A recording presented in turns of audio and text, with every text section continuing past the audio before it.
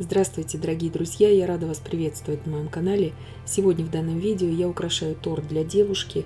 Торт буду украшать в современном стиле, но без использования живых цветов.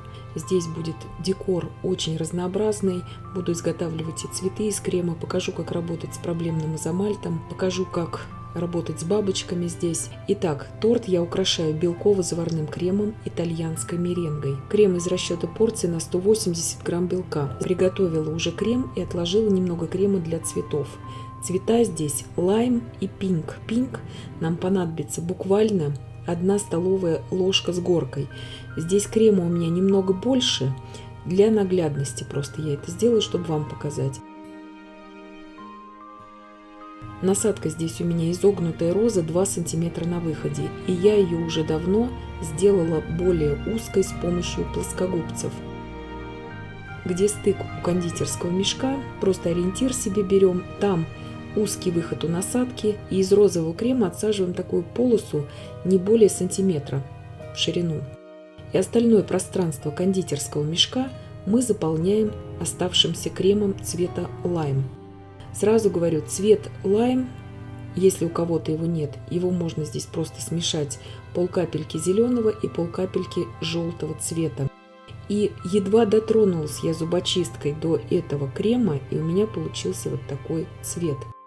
Здесь очень важно первый крем, который идет из насадки, выпустить просто на тарелочку, чтобы у нас была более красивая окантовочка. Этот крем мы сейчас используем для листьев. Цвет у меня здесь для листьев листовой зеленый. Вымешиваю всю эту оставшуюся массу. И сейчас наполню ей сразу же кондитерский мешок. Я намеренно здесь не вымешиваю крем с красителем до конца, чтобы цвет у листьев смотрелся более естественным. Насадка здесь у меня для листьев. Маленькая насадка листик 6 мм на выходе.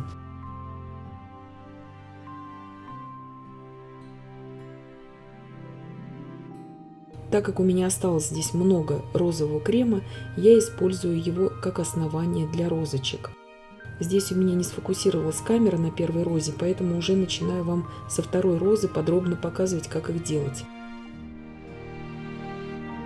Здесь тянем основание, закручиваем. Когда заканчиваем делать основание, уходим как бы наверх. И видите, как у естественной розы бутончик получается как бы закрученный внутри.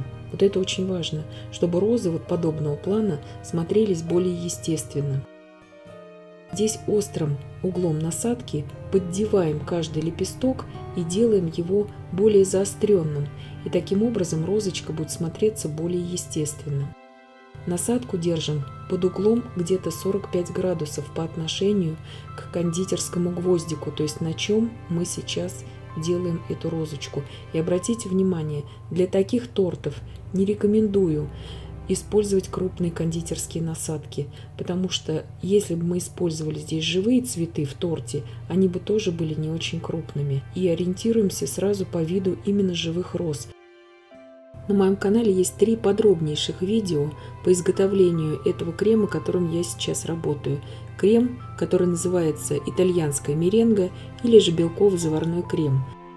Одно видео, как его делать в планетарном миксере, другое, как делать ручным миксером, и третье подробнейшее видео, как делать этот крем для новичков, у которых даже нет ни кондитерского термометра, ни кондитерских весов. То есть все на ваше усмотрение, на ваш уровень работы.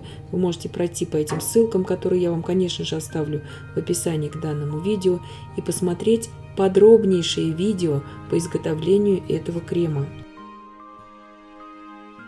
Теперь сделаем бутон. Смотрите, опять накручиваем основание, уходим наверх. Даже если слегка вот такая надорванная слегка поверхность, если это даже лучше. И видите, буквально 2 лепестка отсадили, и все, бутон уже готов. Крупнее его делать здесь просто нельзя, он не будет смотреться.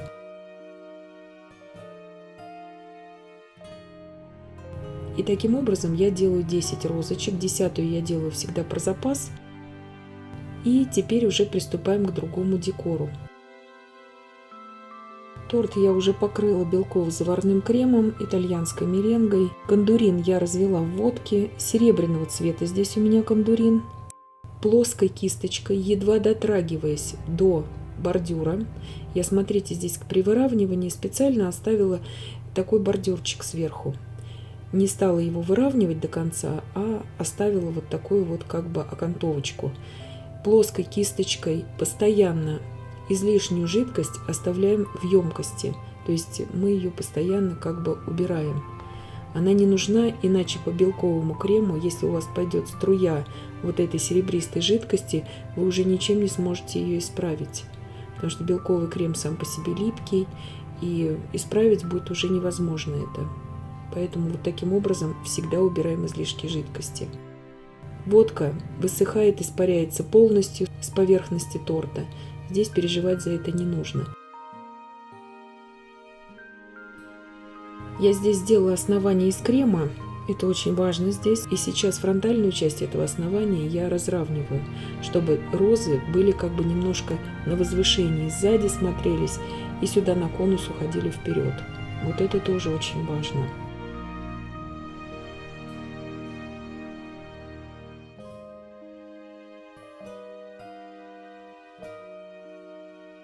Две розочки отсаживаю вниз.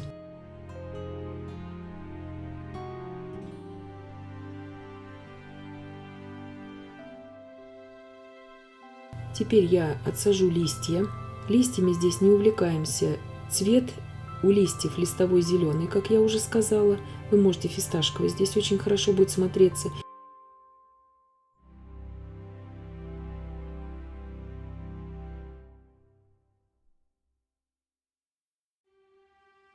Теперь из оставшегося крема, из этой же насадки розы, я делаю самые элементарные бутоны. Они очень красиво смотрятся, делаются предельно просто и очень-очень быстро.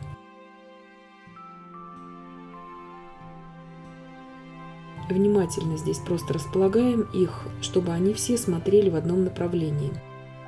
И все, завершаю здесь приготовление бутонов и делаю дальше.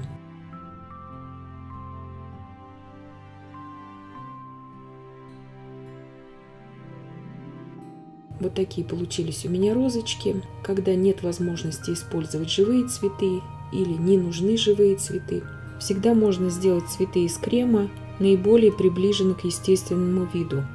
Итак, здесь я заранее приготовила паруса из рисовой бумаги. Таким вот спреем перламутрового цвета, именно не серебристого, а чисто бело-перламутрового цвета, я покрываю в течение буквально пары секунд рисовые паруса, и они у меня уже готовы. Подробнейшее видео, как их сделать, есть на моем канале. Ссылку я вам оставлю в описании к данному видео. И сейчас делаем леденцы. Здесь хочу сказать про изомальт. Изомальт у меня здесь не очень качественный в этот раз, от незнакомого производителя, но леденцы мне были нужны к этому торту.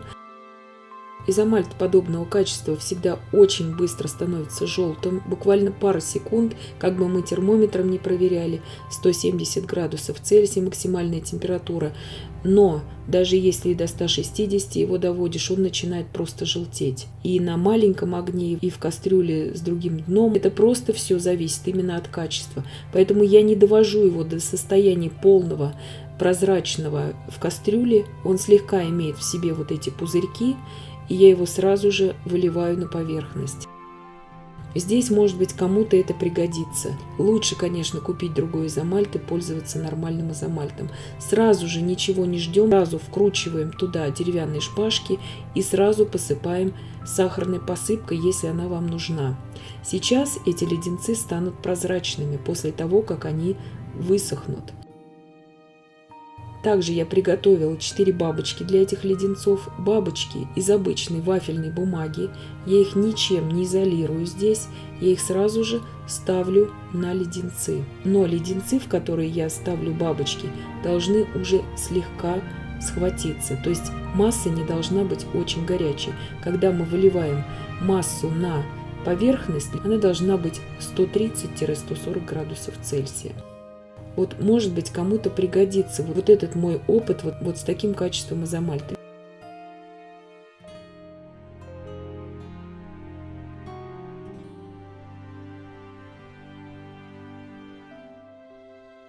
Видите, он становится очень красивый, прозрачный, этот изомальт, когда уже мы его достаем. И я начинаю устанавливать декор на торт. Здесь у меня 3 паруса рисовых. Я их сделала накануне. Я их очень быстро всегда сушу в духовке, и проблем никаких нет. Также вставляю топпер здесь Happy Birthday.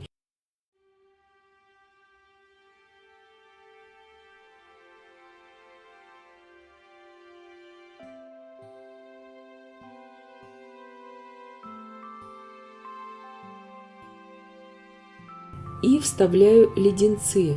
Очень выборочно, куда считаю нужным. Естественно, чтобы торт смотрелся более богаче. И чтобы бабочки, как бы они взлетали вот наверх. Это делает очень воздушным весь тортик. Здесь немножко у меня криво камера стоит, поэтому кажется, что торт как бы кривоватый. Но на самом деле он абсолютно ровный, этот торт. Потом я уже камеру по-другому поставлю. Очень много вопросов мне всегда в комментариях задают по бабочкам. Для белково-заварного крема, для итальянской меренги мы ничем никогда не изолируем. Бабочки держатся превосходно несколько суток на белково-заварном креме. Здесь, когда мы делаем каскад из бабочек, я стараюсь их располагать в разных направлениях. И верхнюю бабочку ставлю на бордюрчик, и очень легко тогда и красиво смотрится тортик. То есть бабочки как бы взмывают ввысь здесь.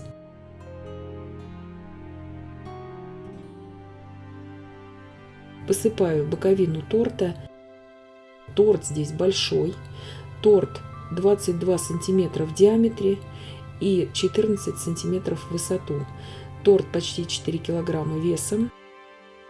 Внутри американский бисквит на горячем молоке. Я делаю из расчета порции на 10 яиц. Также творожно-сливочный крем и малина. Ссылки на все эти рецепты я, конечно же, оставлю вам в описании к данному видео. Посыпаю здесь посыпками. Специально здесь взяла не белую, а такую более кремовую посыпку, чтобы она немножко тоже выделялась.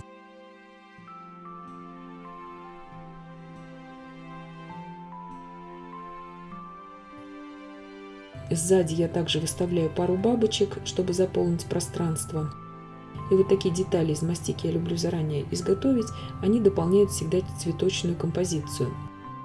Белково-заварного крема итальянской меренги на покрытие и на украшение в виде цветов данного торта у меня ушло из расчета порции на 180 грамм белка. То есть это примерно белки от 6 яиц среднего размера. И вот такой торт у меня получился.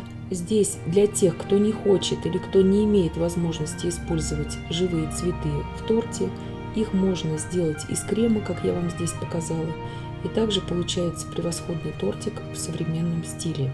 И я надеюсь, что видео было полезным и познавательным. Подписывайтесь на мой канал, ставьте лайки, пишите комментарии. Я всем желаю больших успехов и до встречи в новых видео.